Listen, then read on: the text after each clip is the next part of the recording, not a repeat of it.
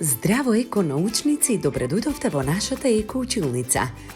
Денеска ќе се запознаеме со експериментот загадување на реките, езерата, морињата. Овој експеримент ги препознава последиците од несовесното однесување на човекот кон природата и ги препознаваме секојдневните загадувачи, материјали и предмети од непосредната околина кои ја загадуваат природата. Пластични шишиња, лименки, најлонски кеси, топчиња од памук, талок од кафе и така натаму. Внимателно следете не и почнуваме. Потребни материјали ни се: пластичен сат, земја, пластични риби,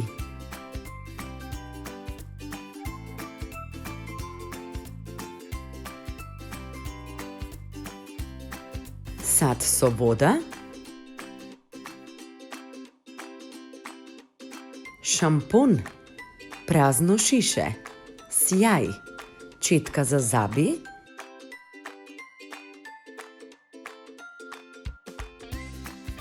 памук, прехрамбена боја, стиропор, целофан и хумус.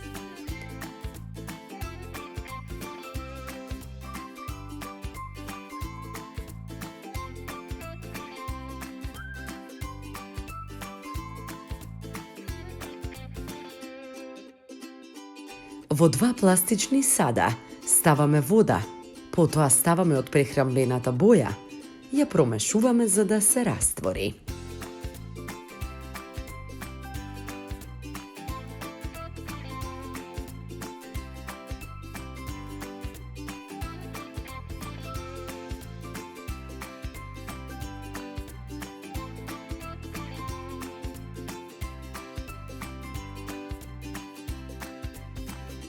Потоа ставаме од земјата исто во двата сада.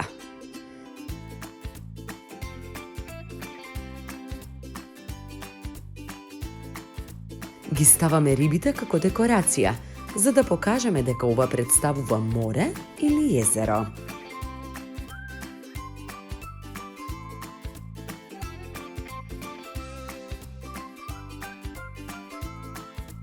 Сронуваме стиропор и ставаме сјај и шампон во водата.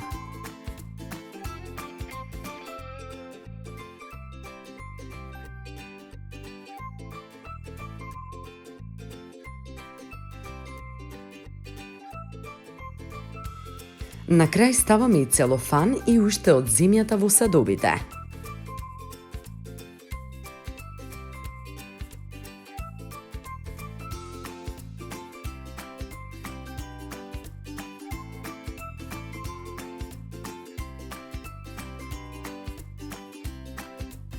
Со помош на четката за заби ги чистиме рибите и ги вадиме од водата. Ги префрламе во другиот сад само со земја и вода.